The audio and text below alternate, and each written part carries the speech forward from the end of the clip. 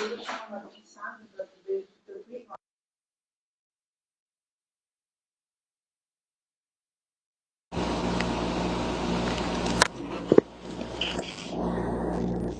boa noite. Fala, boa noite. Tá dando pra me ver aí? Tá perfeito. Conseguindo te ouvir, tá ótimo. Só aguardar aqui o Edivaldo, né? Tá entrando aqui.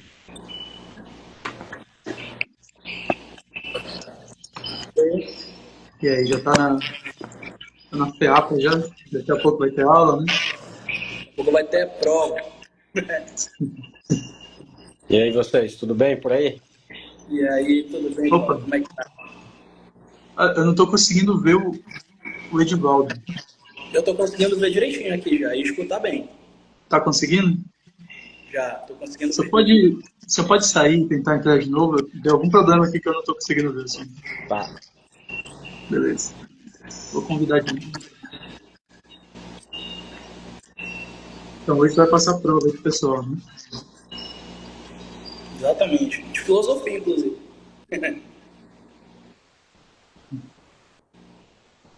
Vou convidar ele de novo. Agora sim. Pessoal, Agora, agora sim, perfeito. Acho que tá um pouco escuro, né? Não, tá ótimo. Tá ótimo? Pessoal, boa Ah, então. noite. Muito obrigado. Sejam todos bem-vindos, né? O pessoal está chegando aqui. Sejam todos bem-vindos a mais uma live aqui no nosso Instagram. E hoje é uma live muito especial, muito importante. Uma grande felicidade que eu vou ter agora de conversar com a colega Fernando Macedo. E o nosso convidado especial aqui, que é o Dr. José Edivaldo Pereira Salles, né? Que vamos discutir justamente a obra que ele escreveu, né? Sua obra sobre autoritarismo e garantismo. É exatamente essa obra. Quem quiser adquirir, pode falar, doutor Edivaldo. Onde é que o pessoal consegue comprar hoje? Está esgotado já? Olha, há uns dias atrás, primeiro boa noite a Milton, Fernando, prazer imenso estar aqui, a todos que nos acompanham. Há um tempo atrás, a editora me informou que estava esgotado, mas recentemente, eu não me recordo quem, me disse que conseguiu adquirir pela Amazon. Então eu imagino que a editora deve ter feito alguma reimpressão e deve estar disponível. Não sei se ainda está, mas parece que estava disponível na Amazon. Excelente, pessoal. Então fica aqui a indicação, quem quiser adquirir essa obra que nós vamos comentar hoje, né? É uma obra excelente, uma grande densidade teórica, né? Uma obra que se aprofunda em uma discussão que eu considero essencial, muito importante, e trata o tema com a seriedade que é devida, né? Com toda a fundamentação teórica, traz ali a questão da hermenêutica, da filosofia, né? Fala sobre a base do Gadamer, caso Ferraioli. O professor vai explicar para a gente aqui bem melhor sobre essas questões, né? Então, só uma breve apresentação. Fernando, acho que até dispensa apresentação aqui, né? Tantas vezes que a gente já fez lives aqui. Vocês conhecem bem, o Fernando é advogado criminalista, professor, né? Especialista, tem mestrado. O professor Edivaldo Pereira Salles é doutor e mestre em Direito, especialista em Direito Eleitoral, especialista em Filosofia, graduado em Direito pela FPA e Filosofia, promotor de Justiça do Estado do Pará, coordenador do Núcleo Eleitoral do MP Pará, assessor do Procurador-Geral de Justiça do MP, professor e membro do grupo de estudo Garantismo em Movimento, que é justamente o grupo que todos nós aqui integramos, né? Fazemos parte e aprofundamos esses estudos acerca do garantismo jurídico de Luiz Ferraioli, né? E eu tenho certeza, doutor, que essa sua formação em filosofia foi essencial para justamente construir essa obra que nós vamos debater hoje aqui, né? Justamente porque é uma questão que a professora Ana Cláudia Pinho até fala muito, né? O Luiz Ferraioli, ele não é necessariamente um criminalista, ele é um filósofo do direito, né? Então, o debate que é trazido aqui, ele passa muito pela questão da filosofia, né? Tanto que os seus referenciais teóricos é o Gadamer e o Ferraioli. E com certeza essa sua experiência fez a diferença. Então, pessoal, essa obra, esse livro que nós vamos debater hoje aqui, Autoritarismo e Garantismo, ele trata das tensões que se dão na tradição jurídico-penal brasileira em relação ao garantismo penal de Luiz Ferraioli. Né? E é uma investigação sobre o que, na tradição jurídico-penal brasileira, tem provocado essas tensões, que possivelmente residem no caráter autoritário da tradição jurídico-penal e que se expressa entre aspectos sobre 3 manifestações. E aí o professor fala sobre uma leitura invertida da Constituição, sobre a verdade autoritária do processo penal e a democracia autoritária contra o direito penal, fazendo uma verdadeira anatomia do processo penal, né, um levantamento histórico, demonstrando realmente a existência de uma cultura jurídica orientada ao autoritarismo. Né? Por que isso acontece? Isso não é por acaso, não é de hoje que isso vem. Né? Isso é um dado realmente histórico. Né? E é justamente tudo isso que nós vamos explorar hoje com mais clareza, de forma mais didática, aqui com o professor Edivaldo. Professor, fique à vontade. Hoje a palavra é absolutamente sua. Pode expor, pode começar. Bem, eu já fiz meus agradecimentos, mas eu reitero a oportunidade de estar aqui com o Hamilton, o Fernando, e vamos nos tratar assim, porque somos colegas de pesquisa, integramos o grupo de pesquisa da Universidade Federal, Garantismo em Movimento, coordenado pela professora Ana Cláudia, e é um grupo que busca levar muito a sério o debate em torno do pensamento, da obra, da teoria do professor Luiz Ferraioli. Eu estou no grupo desde antes das suas origens, então já faz um tempo. E eu vou começar pela tua observação, Hamilton, a respeito da formação em filosofia. O livro é um livro que ele é o resultado da tese que defendi junto à Universidade Federal, né, o programa de pós-graduação em Direito, e o livro foi publicado em 2021. Portanto, um livro que está aí completando, em vias de completar 4 anos. Mas eu reputo, e não é porque o livro é meu, mas um livro que permanece atualíssimo no debate brasileiro e penso que ainda vai permanecer durante muito tempo e vou explicar as razões disso.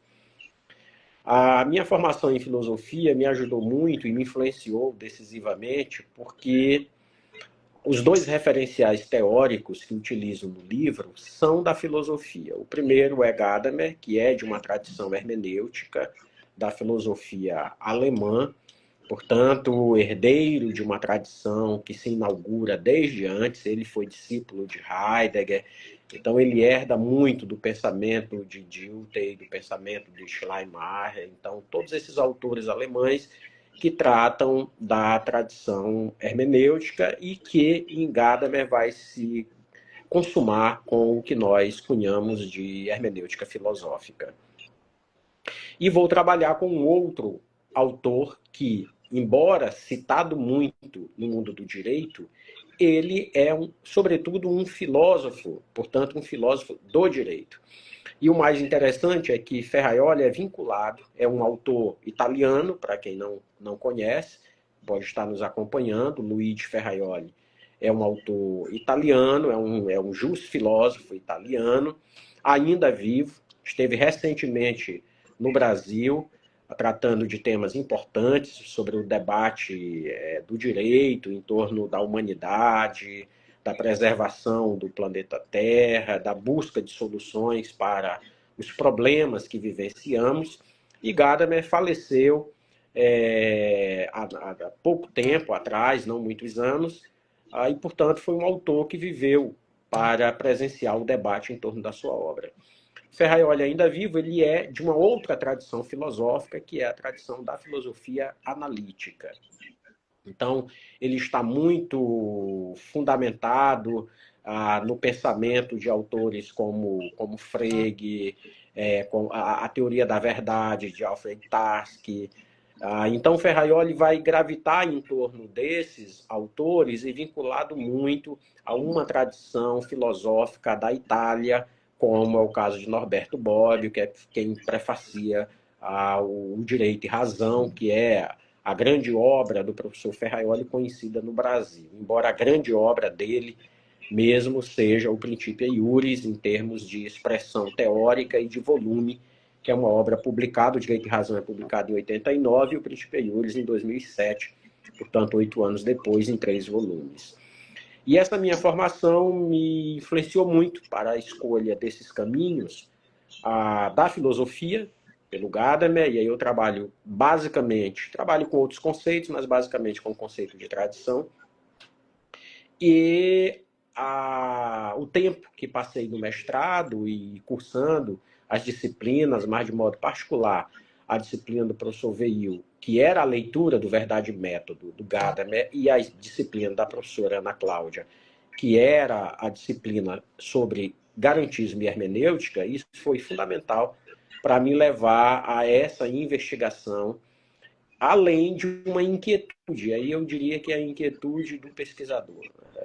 Me gerou sempre a questão de me perguntar por que uma teoria, como é o caso do garantismo jurídico de Luigi Ferraioli, uma teoria que é comprometida com os direitos fundamentais, com os direitos humanos, portanto, uma teoria que está atrelada ao constitucionalismo do pós-guerra, uma teoria que encontra assento num constitucionalismo como é o caso do brasileiro, uma Constituição de 88, que é uma Constituição de vanguarda, uma Constituição que prima pelos direitos fundamentais, pelos direitos humanos. E aí, por que uma teoria como essa, em solo brasileiro, encontra ecos tão distorcidos? Há verdadeiras distorções em relação às terminologias garantistas, aos fundamentos do garantismo, de modo que é comum a gente ouvir expressões do tipo alguém que é garantista é alguém que é a favor, entre aspas, dos bandidos. Um juiz que é garantista é um juiz que é flexível na concessão de benefícios a quem é processado e assim por diante. Quer dizer, são compreensões totalmente equivocadas, a ponto de dar margem para o surgimento de outros vieses que seriam, entre aspas, teóricos, porque não os considero como tais, como vertentes de uma possível leitura mais correta, mais abrangente, mais adequada do garantismo, que seria feita em solo brasileiro, frente à própria teoria mais robusta do professor Luigi Ferraioli. Então, o livro é o resultado dessa tese, com poucas alterações, mas é o resultado dessa tese que busca dar uma explicação para esse fenômeno que ocorre em solo brasileiro.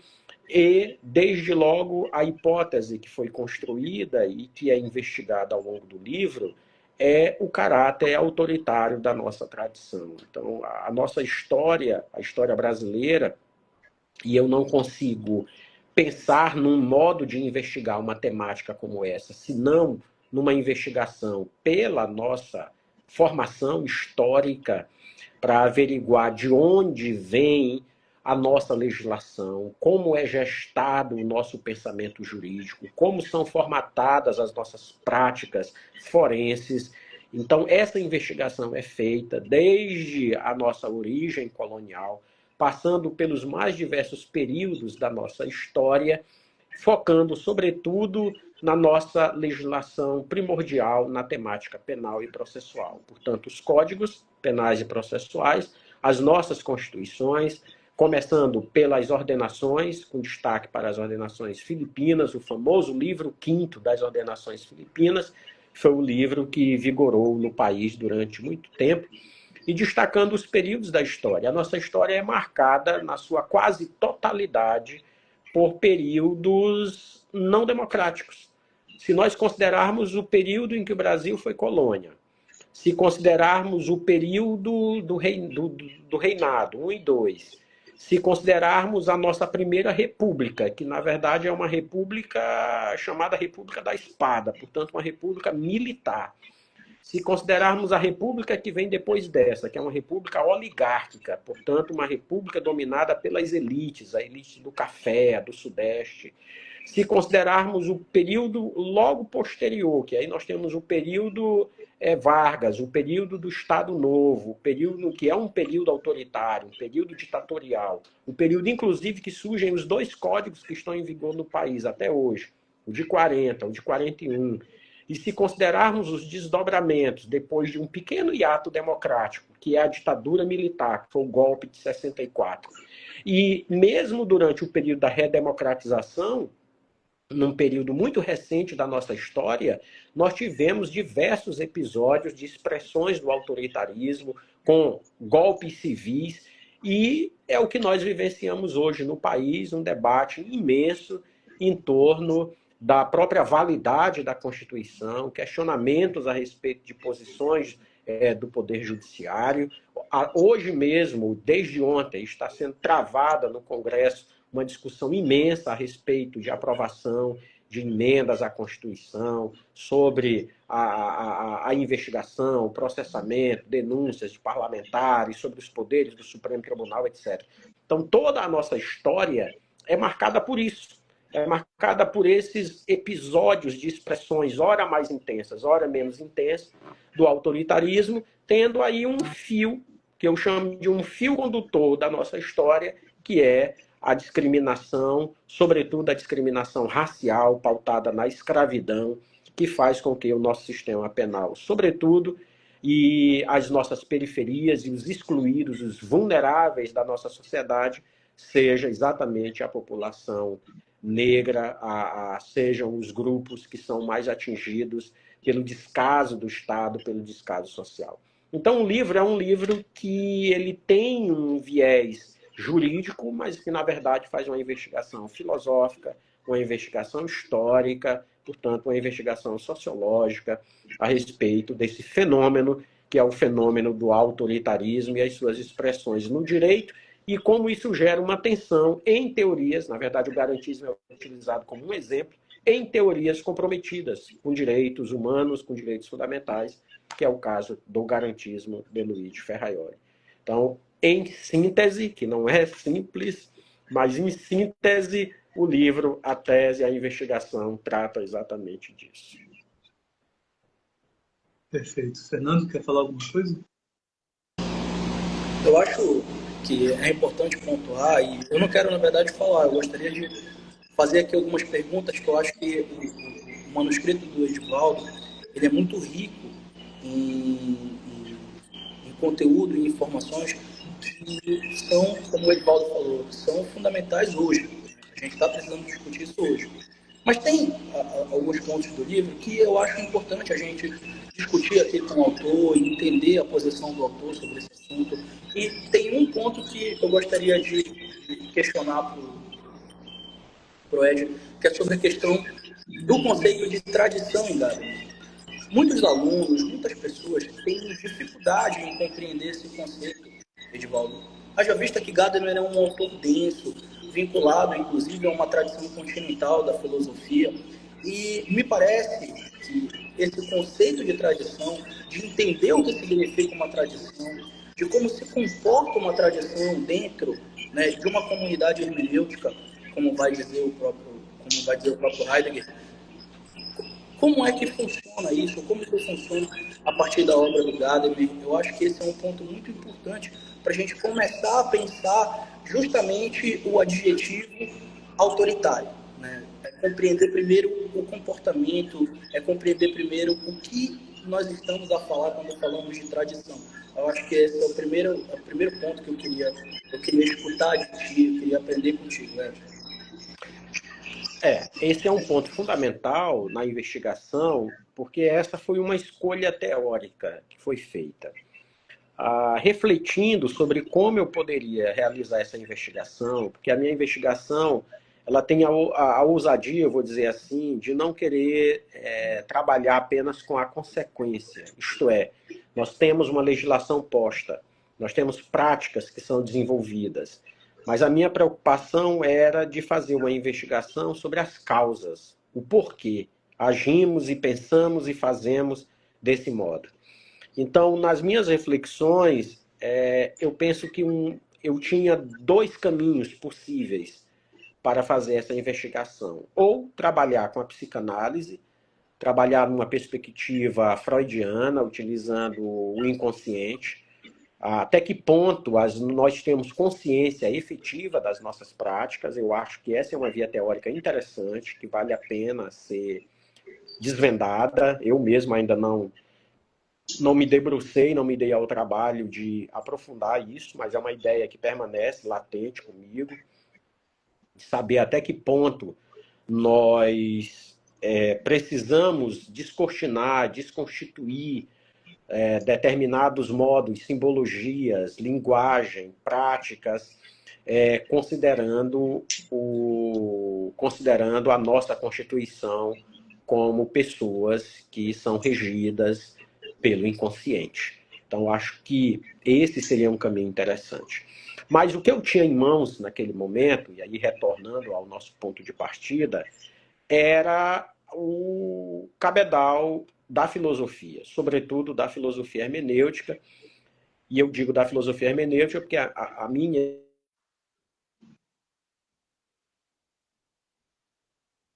minha formação em filosofia, desde o meu trabalho de conclusão e depois a especialização e também o trabalho de conclusão, foram focados na hermenêutica, exatamente porque eu sempre tive essa curiosidade, essa intuição de me dedicar a esse viés da filosofia. Então, acho que um conceito extremamente válido para essa investigação era o conceito de tradição do Gadamer. Gadamer, no seu grande livro, que é o Verdade e Método, que é um livro que ele publica quando ele já tinha 60 anos, então era um autor já maduro, professor, e, portanto, ele já tinha toda uma segurança a respeito da sua produção, e ele publica o Verdade e Método. O Verdade e Método é um livro em que ele desenvolve uma série de conceitos que vão estruturar o que nós chamamos hoje de uma hermenêutica filosófica. E dentre esses conceitos está o conceito de tradição, de tradition no alemão, e ele usa uma outra palavra também que não aparece nas traduções, que é Überlieferung. A Gadamer utiliza esses dois conceitos. É importante ressaltar isso, porque em nenhuma tradução esses dois conceitos são visíveis.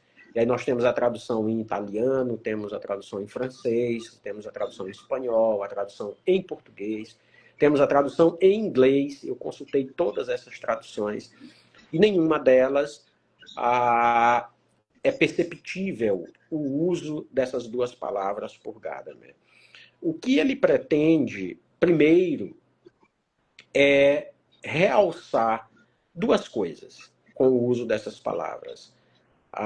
Na primeira, é a ideia de que a tradição é aquilo que nos é legado, é aquilo que chega a nós, do passado. Nós somos seres históricos. Então, nós pertencemos à história. Nós não somos seres deslocados da história ou do tempo. E quando nós nascemos, nós herdamos uma tradição. Mas, ao mesmo tempo, essa tradição ela não é estática. E aqui está o grande ponto interessante do pensamento gadameriano. Porque, historicamente, o conceito de tradição, e ele trata disso muito bem, ele caiu em descrédito por conta do pensamento iluminista que surge como um modo de combater o medievo, que levou em conta a tradição como um sinônimo de autoridade, ou como um sinônimo de algo que é inquestionável, sobretudo pela igreja e pela teologia medieval. Então, o iluminismo, ao se insurgir contra isso, considera que esse conceito é um conceito que não tem um uso adequado no pensamento moderno e que deveria ser descartado. O Gadamer retoma esse conceito para dizer que a tradição não é apenas aquilo que herdamos do passado, e mesmo essa herança que é questionável, ela nos constitui. É um conceito que também é um conceito que é trabalhado, é um conceito em que essa tradição que é recebida por nós, ela é vivenciada e ela é trabalhada, ou somos trabalhados por ela num movimento existencial, num movimento hermenêutico, para que nós possamos, a partir daí, inclusive promover dentro desse diálogo, dessa interação, até um rompimento com uma tradição. É importante a gente entender que esse conceito é tomado numa perspectiva filosófica ou numa perspectiva ontológica, portanto, numa perspectiva em que a tradição está muito ligado ao próprio ser, e está muito ligado à história e está muito ligado à própria linguagem. Tanto que uma das grandes frases do Verdade e Método é a de que o ser que pode ser conhecido é linguagem. Então, nós precisamos entender a tradição não como um objeto que chega em nossas mãos e que é trabalhado, mas aquilo que nos constitui. E a partir do momento que nos constitui, vem com ela mesma os próprios fundamentos para o nosso pensamento, e a partir daí, essa tradição ela tem um movimento dinâmico, ela tem vida que se expressa nas nossas práticas. Então, o que eu faço com o resgate desse conceito é demonstrar que hoje, quando nós vivenciamos uma tensão, e aí eu tomo, mais uma vez, o garantismo como um exemplo, essa tensão em torno da teoria, em que uma teoria que deveria ser louvada é uma teoria que é distorcida, então nós temos aí uma tensão teórica, uma tensão de fundamentos, uma tensão de conceitos, e isso não ocorre por acaso. Isso ocorre por conta dessa constituição que nós temos para além da nossa previsibilidade de consequência, mas como algo que antecede, como algo que nos constitui, como algo que nos leva a agir assim. Mas, ao mesmo tempo, nós não estamos aprisionados num tipo de dogma fruto de uma tradição imutável em que nós não podemos sequer perceber o lugar em que estamos. Ao contrário, junto com essa tradição, vem razões para nós questionarmos, estudá-la. Por exemplo, a Constituição de 88 ela é fruto desse movimento histórico da tradição brasileira, mas nós não podemos dizer que a Constituição de 88 é a irmã gêmea da Constituição de 37 do Estado Novo. Então, esse embrião que vem é exatamente esse movimento que a tradição nos propicia para podermos fomentar esse debate e até essa mudança. Então, por conta disso, por conta dessas duas palavras e por conta desses fundamentos teóricos e da minha formação a partir daí, eu encarei que essa seria uma via muito adequada para realizar a investigação, sem prejuízo de uma outra ou até de outras, mas que pelo menos eu vislumbro nesse momento apenas a do inconsciente. Pela psicanálise, já como eu disse, eu queria trabalhar as causas muito mais do que as consequências. E as causas que estão para além da nossa consciência. Portanto, aquilo que nos constitui enquanto seres históricos no momento em que vivemos. Fantástico. Hamilton, se tu me permitir uma observação só, e aí já passo para ti. Isso é um ponto muito bacana da tese do Ed, lendo a tese do Ed, é porque realmente esse é um ponto, né, essa perspectiva dentro do Gadamer de uma tradição que ela é também dinâmica, ela é tanto um legado do passado quanto uma possibilidade de dinâmica, né, de mudança para o futuro. Ela é importante porque ela desconstitui, em certa medida, a falácia fatalista de que porque nós somos um país que, ao longo da sua história, colocou o autoritarismo como uma força política dentro do sistema de justiça, que nós podemos romper com isso. E aí aparece a teoria do garantismo penal do professor Luiz de Ferraioli como um horizonte, né? Como um novo horizonte de transformação da nossa própria tradição aqui. E é por isso que a tese do Ed ela é tão bacana e ela é tão necessária, porque ela nos apresenta o garantismo penal, né? A filosofia, não apenas do garantismo penal, mas do próprio garantismo jurídico como uma possibilidade, inclusive dinâmica, como uma possibilidade de rompimento com um legado autoritário passado. E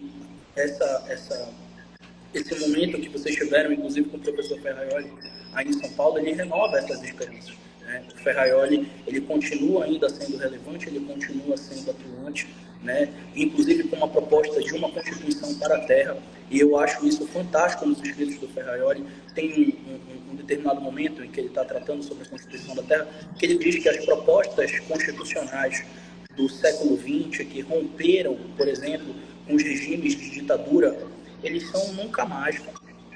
Essas novas constituições, a Constituição Federal de 1988, é um nunca mais muito grande a ditadura, né? Então, eu acho que isso é fantástico, isso é fundamental na tua obra. Eu não quero aqui me estender muito, inclusive porque o Hamilton tem também as considerações, mas é só mesmo que eu queria esclarecer esse ponto, eu acho que é digno de ouvir.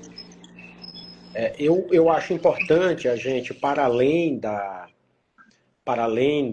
tese, para além do livro, e eu termino o livro no último capítulo falando de esperança.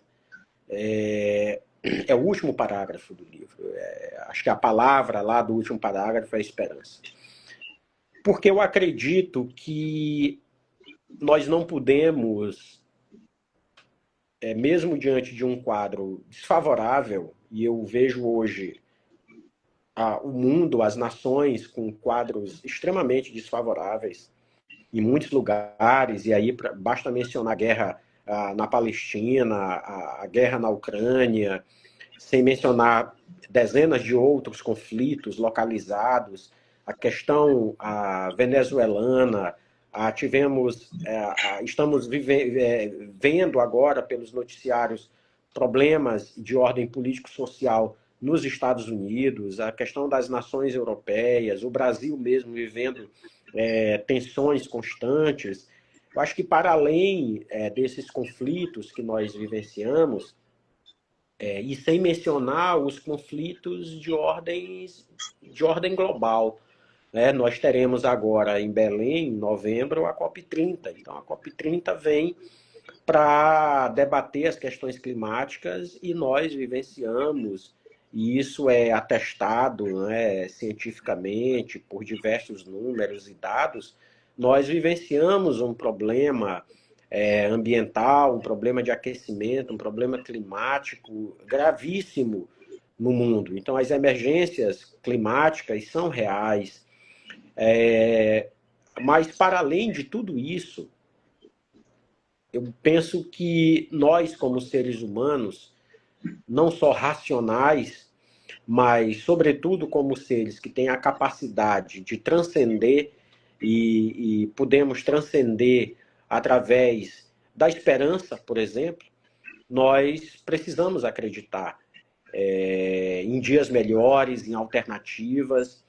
E o professor Luiz Ferraioli, para além de um teórico preocupado com as questões do processo, com as questões do direito penal, que são questões que ele se ocupa, sobretudo no direito e razão, ele é um teórico que está preocupado com questões ligadas à democracia. A democracia brasileira é uma democracia frágil. É uma democracia em que eu, agora há pouco, fiz uma ligeira síntese dos nossos períodos históricos, que se nós formos realmente contar nos dedos os anos de democracia que nós vivenciamos, é muito pouco, considerando a história do Brasil.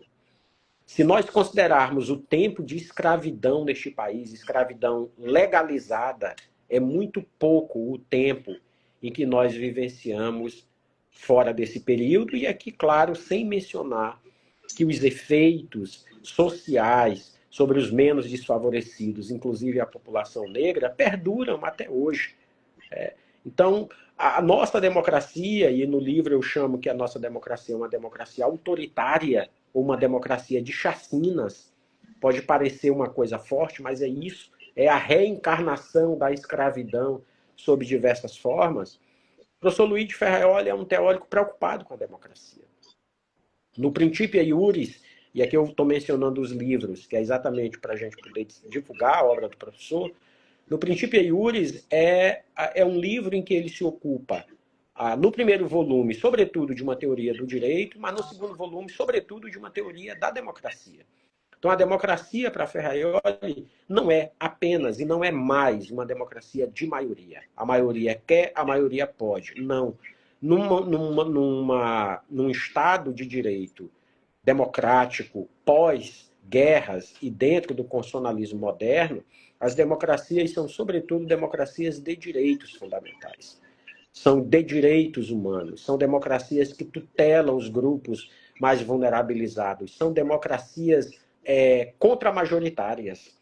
Então, nós não podemos, em nome de uma maioria, ruir os próprios pilares da democracia e estabelecer aquilo que é contrário à democracia, que é o totalitarismo, o autoritarismo, regimes fascistas e assim por diante.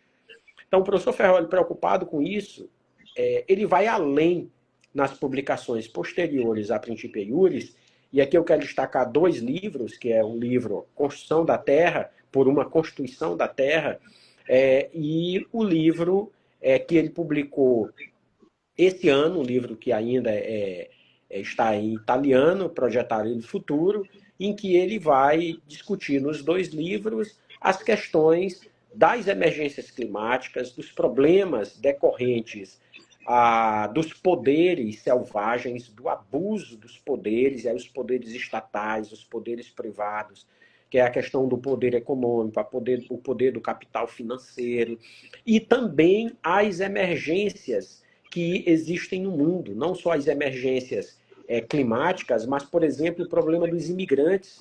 Nós vimos agora esses dias um debate na Inglaterra em torno disso, manifestações em torno disso, mas no mundo afora nós estamos vivenciando essa questão, a exploração do trabalho, questão das desigualdades sociais. Então, tudo isso o professor Ferraioli traz nas suas últimas publicações e uma preocupação com o que ele chama de crimes de sistema.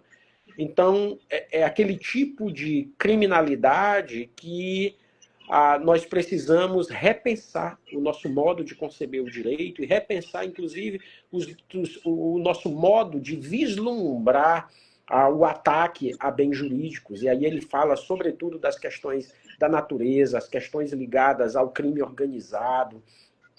E, em nome disso, ele propõe uma Constituição da Terra, uma reformulação de instituições internacionais, a criação de novos organismos internacionais, um pacto de nações. Ele faz um resgate de uma ideia em que um outro filósofo alemão, Immanuel Kant, desenvolve no seu A Paz Perpétua e a ideia da Confederação das Nações, em busca de um acordo, de um consenso, de um pacto realmente.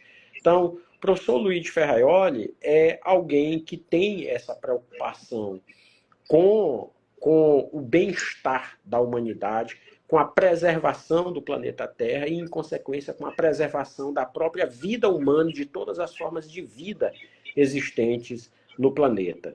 Se nós não tivermos esse cuidado, essa cautela, nós podemos nos deixar absorver por todos esses males, esses conflitos que graçam pelo mundo e perdermos aquilo que é mais próprio do ser humano, que é o sentimento de esperança e a capacidade de renovação. Então, eu acho que nós precisamos pensar por aí e precisamos lutar pela nossa democracia, e aí eu falo especificamente da democracia brasileira. Nós precisamos entender que a democracia, não sendo um regime de maioria, mas um regime de direitos, a democracia é, sobretudo, a convivência do dissenso, da diferença, da divergência, procurando alternativas que melhor reflitam essa convivência e, sobretudo, em torno daqueles que são mais frágeis. E essa convivência é uma convivência de idas e vindas, porque o autoritarismo ele é como um fantasma. Ele está aí o tempo inteiro, querendo nos assombrar, querendo tomar conta das instituições, querendo se expressar, seja através da violência estatal, seja através da violência privada, e nós precisamos lutar contra isso. A luta pela democracia, a luta pela cidadania, a luta por melhores dias é uma luta de todos nós, de toda a sociedade, porque isso diz respeito não só a nós, mas às futuras gerações. E nós precisamos zelar por isso. Nós, e aí eu falo especificamente como pesquisadores, nós precisamos ter essa capacidade. O Ferraioli, ele defende algo que é muito interessante, e aí uma crítica que a gente ouve, sobretudo ao direito, que não deixa de ser uma crítica fundada, de que o direito é um instrumento de poder, é um instrumento de manutenção da ordem. É verdade. Mas o professor Ferraioli, ele diz que o direito é, sobretudo, um artefato humano. E como um artefato humano, o direito pode ser reformulado, ser refeito, para refletir aquilo que seja melhor, mais justo, mais adequado para a preservação, para a manutenção de direitos e de garantias fundamentais. E é nessa perspectiva, não é o único caminho, porque a sociedade tem muitos outros. Ele mesmo defende a existência de instituições de garantias, que nós não vamos aqui discorrer, mas ele tem essa consciência, mas o direito tem, na nossa sociedade, um papel fundamental, até porque a gente vive num Estado de direito, e o direito tem esse papel fundamental, e nós precisamos ser vigilantes para que não só outros aspectos da sociedade, mas de modo particular o direito, não se torne refém de uma mentalidade autoritária que se expressa, ao fim e ao cabo, na violação e na violência contra os mais diversos direitos e de garantias desta nossa mesma sociedade. Então, enfatizando o que o Fernando fala sobre o professor Luiz, que veio ao Brasil e que falou muito sobre democracia, deu inclusive entrevista, a entrevista dele está disponibilizada na internet, tomei até conhecimento hoje que vai sair uma outra entrevista dele, então podem procurar na internet, certamente vão encontrar a grandeza de um pensador como Luiz Ferraioli, preocupado com a democracia, preocupado com temas que são sensíveis e que ele se posiciona a partir de fundamentos que são coerentes dentro do seu pensamento, dentro da sua teoria. Ou seja, é um autor que vale a pena ser lido, não de orelha, de livro, mas ser lido realmente, para que não se fale dele como alguém que ouviu falar. E no Brasil, esse ouviu falar, em boa parte, é um ouviu falar muito distorcido, por conta exatamente dessa mentalidade autoritária que está para além da consciência. É importante dizer isso. Eu vez por outra, vejo pessoas defendendo veementemente uma ideia como se fosse a mais justa, e nem se dá conta de que aquilo ali é uma expressão da nossa história autoritária, escravocrata, aquilo que diversos autores, como Lilian Schwartz, como Raimundo Faoro, como Gessé Souza, como tantos outros autores brasileiros, vão discorrer e vão trabalhar a respeito desses aspectos da nossa sociedade. Perfeito, Edivaldo. Queria só fazer um breve registro da nossa professora Ana Cláudia, já parabenizando aqui o evento, falando sobre como o Edivaldo é um gigante, fazendo um passeio na obra do maestro. Muito obrigado, professora, nos honra com a sua presença, né? Mestra de todos nós. E, Edivaldo, de fato, um discurso muito bom, muito necessário, contundente, né? Que realmente a perspectiva que nós temos que ter é essa que você está colocando aqui, um prisma de uma esperança, não se deixar abater por qualquer notícia que nos vemos, qualquer tipo de decisão. Né? O ponto que eu queria trazer aqui, já caminhando para o final, até porque a live tem um limite de 1 hora, né? Se passar de 1 hora vai fechar sozinho. Então, eu queria fazer só um questionamento final e depois que você responder já pode começar suas considerações, suas últimas considerações, né? Que é a questão da identificação do que é realmente um autoritarismo. Uma decisão desfavorável à defesa, uma simples decisão, ela já pode ser considerada ou tem que ter um algo a mais? Porque um ponto que você tocou aqui que eu acho que é muito importante. Muita gente hoje tem uma distorção, uma visão distorcida do que é o garantismo. eles entendem como uma decisão favorável à defesa como uma decisão garantista. E, na verdade, nós sabemos que o garantismo ele é uma teoria que visa legitimar o poder punitivo. O garantismo ele não é uma visão simplesmente que preconiza algo favorável à defesa, mas ele é a observância das regras do jogo, das garantias fundamentais, e se for ter que aplicar uma punição, que seja aplicada, mas observando todas as regras que são previstas ali no Código de Processo Penal, nos princípios e postulados básicos da Constituição. Isso que é um processo penal democrático, um processo penal à luz da nossa Constituição. O que eu queria saber é como, até fazendo referência a um estudo que eu li uma vez do Pedro Serrano, o professor Pedro Serrano, ele fala sobre o autoritarismo líquido.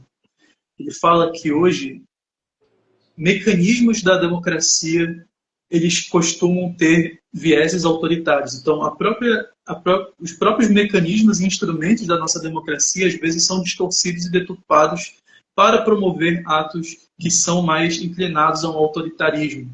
Por isso que é um autoritarismo mais sofisticado, um autoritarismo líquido, difícil de identificar.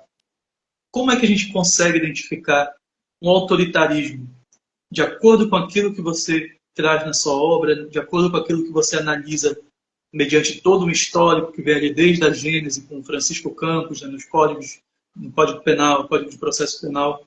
Como é que eu vejo uma jurisprudência, uma decisão, e eu entendo que isso aqui demonstra uma expressão do autoritarismo? Como é que isso pode ser diferenciado na prática, de acordo com todo o teu estudo? Olha, Milton, a tua pergunta tem a maior relevância, mas eu de antemão acho que tu já deixa uma boa parte da resposta na tua introdução e com a qual eu concordo plenamente. Tratando especificamente do poder punitivo do Estado, nós precisamos entender que punir é democrático. E é para citar a professora Ana Cláudia, que sempre faz uso dessa expressão, né? Punir é democrático. Dentro do Estado é democrático. O professor Ferreoli não concebe o Estado sem o direito. É tanto que ele é contra as teorias abolicionistas. O que nós precisamos é seguir as regras. Quais regras? As regras que estão de acordo com a Constituição. Que Constituição? Uma Constituição comprometida com os direitos fundamentais, com os direitos e garantias fundamentais, portanto, com os direitos humanos. Dentro desse sistema jurídico, nós temos um procedimento, nós temos regras processuais, regras procedimentais, regras de direito material, que devem estar em consonância com a Constituição. Por isso é que se discute a própria validade ou não dessas leis frente ao texto constitucional. E aí, seguindo estas regras, é que nós, então, podemos avaliar se o resultado final de um processo, que deve ser, sobretudo, um processo garantista, ou seja, um processo que garanta a existência, a obediência a essas regras. O juiz, portanto, ele é, sobretudo, um garantidor do processo, um garantidor das regras processuais, dos direitos fundamentais, e aí, claro, do acusado, que é aquele que está envolvido na investigação, seja prévia ou seja posterior à propositura ou à instauração da ação penal. Então, que nós podemos, nesse recorte próprio do processo, de encarar o resultado final como uma expressão autoritária ou não, é se essas regras foram devidamente observadas. Isto é, se as regras do jogo valeram, se o processo transcorreu de acordo com aquilo que os parâmetros da Constituição estabelecem, isto é, em relação à posição das partes, à posição do juiz, o rito processual, a produção das provas, a fundamentação da decisão, a análise dessas provas, a verdade que se extraiu dessas provas, e então se chegar a um resultado do processo. E isso não é tão simples, porque para além disso, e aí você falou da democracia líquida e de como, na própria democracia, nós temos expressões do autoritarismo, eu digo isso com outras palavras, falando da nossa democracia e da nossa própria Constituição, de que, como somos filhos de uma tradição, as nossas práticas também. Então, a nossa Constituição, a nossa democracia, tem elementos dessa nossa tradição autoritária. E nós precisamos atentar para isso, para que não sejamos traídos por percepções que surjam a partir, e aí eu vou mencionar aqui o professor Jacinto, que fala de uma mentalidade inquisitória e que eu chamo de mentalidade autoritária. Então, como fruto dessa nossa tradição e da nossa história, nós temos uma mentalidade autoritária que tantas vezes acaba distorcendo as melhores práticas democráticas com resultados que são expressões do autoritarismo. Então, nós precisamos sempre atentar para esse conjunto de coisas para, ao final, podermos avaliar com uma segurança um pouco maior se o resultado de uma absolvição, porque pode também ser, ou de uma condenação, se isso é expressões da nossa tradição autoritária. Eu, já que me foi solicitado das minhas considerações finais, eu quero, de antemão, agradecer o convite, aceitei de pronto, me sinto muito honrado e feliz de estar aqui com vocês dois. Como eu disse no início, são dois amigos, dois colegas aí de pesquisa, do Garantismo em Movimento, que tem aí bons anos pela frente, e espero que o nosso país, a nossa democracia e no mundo nós procuremos caminhos melhores, soluções mais adequadas. Desejo, assim, para quem nos acompanha, o melhor em termos de pesquisa, de investigação. Me coloco sempre à disposição, porque esse é um tema que, para além de qualquer coisa, é algo que é pessoal, é uma preocupação como cidadão mesmo, brasileiro, e que é um tema que nos é caro. E eu agradeço muito a Milton, agradeço muito ao Fernando a gentileza de estar aqui, de debatermos. Uma hora parece muito, mas na verdade não é nada, né? A gente acaba, o tempo passa muito rápido. Mas eu espero ter falado, ter comentado e ter contribuído de algum modo para esse debate, pelo menos para despertar o pensamento e a curiosidade de quem nos acompanha. Então, muito obrigado. Com certeza. Desde já eu também quero parabenizar você, né, Edivaldo, pela tua pesquisa, pelo teu trabalho. Eu considero a tua obra, acho que já é uma das grandes obras que nós temos aqui no país sobre esse tema. Esse é um tema que eu acho que não é tanto trabalhado quanto deveria, né? Ainda falta pesquisa, ainda tem que ter muita produção sobre isso, né? Então, quem gosta do assunto, né, desde já fica aqui mais uma vez a dica, né? A dica de que compre, né, já adquira a obra do Edivaldo. E lá também já tem uma série de referências, né, de quais são utilizadas ali pelo professor. Tem também aquela obra do professor Ricardo Glock, né, sobre autoritarismo e processo penal brasileiro, também excelente. Então, Fernando, queria também que você passasse para as suas últimas considerações, por gentileza. Fica à vontade. Opa, obrigado. Bom, eu quero também manter o estilo e fazer os agradecimentos de praxe, inclusive a professora Ana Cláudia, que esteve aqui prestigiando essa nossa conversa. Realmente, Ed, 1 hora só de live, poxa, é pouco perto de tudo que tem para falar nessa obra, né? Autoritarismo e Garantismo é uma obra que eu guardo com muito carinho, inclusive a tua dedicatória aqui, lá de 2021, que foi de fundamental importância para mim no mestrado e até hoje no doutorado.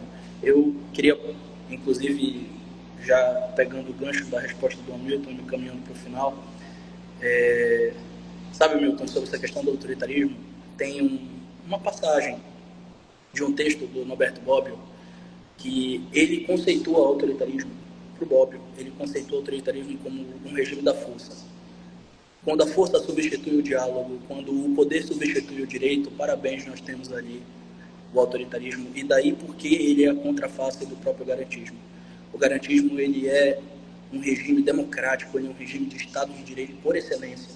E essa democracia e esse Estado de Direito se refletem de uma maneira muito forte no sistema de justiça, e eu gostaria de pontuar aqui no sistema de justiça criminal.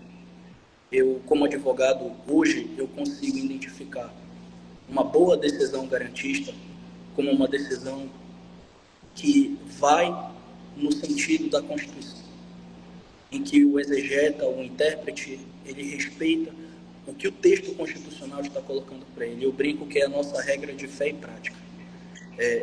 Por outro lado, uma decisão autoritária é aquela que negligencia o que esse texto tão importante tem a nos dizer. Tem a dizer, inclusive, para o seu intérprete. Eu faço votos aqui que obras como a do Edivaldo, né, elas possam ser mais lidas, elas possam ser divulgadas. Eu quero deixar também uma recomendação de leitura, tá, de uma obra que eu gosto sobre hermenêutica. É um resumo da editora Vozes do professor Lawrence Schmidt. Quem tiver interesse depois, para compreender um pouco melhor o Schleiermacher e Dilthey, o próprio Heidegger, o Gadamer, é uma boa introdução. No mais, eu agradeço mais uma vez.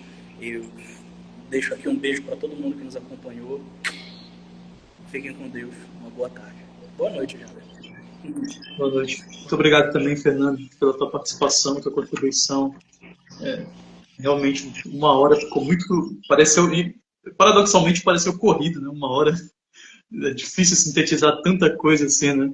Mas eu acho que deu para expor assim, um plano basilar aqui que foi muito bom. Acho que foi muito produtiva a conversa. E eu queria agradecer mais uma vez a presença de vocês dois aqui e parabenizar mais uma última vez o professor Edivaldo. Muito obrigado pela sua presença aqui, compartilhando com generosidade seu conhecimento. Eu te agradecer também ao público, né? Estou vendo aqui um comentário do Dr. Humberto Bolhosa, também escritor, né? E, mais uma vez, eu também queria divulgar também que o professor Edivaldo, ele também é poeta, né?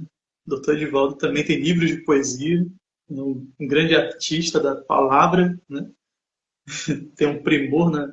Tem o dom da escrita na palavra. Então, o pessoal que quer conhecer a obra do Dr. Edivaldo aí tem uma grande e vasta produção, tanto acadêmica quanto também artística, né? Então, pessoal, agradeço a todo mundo que acompanhou aqui. Sigam o Fernando, sigam o Dr. Edivaldo.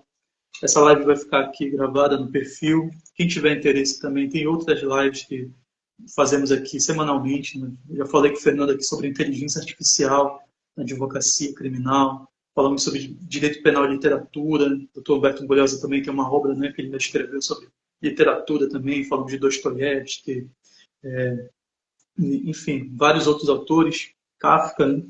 Então, tem sido uma experiência muito boa e trazer aqui esse debate sobre o garantismo é o que eu quero até trazer mais, né? Mas falar sobre garantismo, sobre Luiz Ferraioli, futuramente nas próximas semanas. Então, se você gostou, desde já peço que você siga aqui, compartilhe esse vídeo e toda semana vamos sempre estar aqui conversando sobre direito, processo penal e também sobre garantismo. Pessoal, muito obrigado. Fiquem todos com Deus e uma boa noite, uma boa semana a todos. Até logo. Boa noite, boa semana, pessoal. Tchau.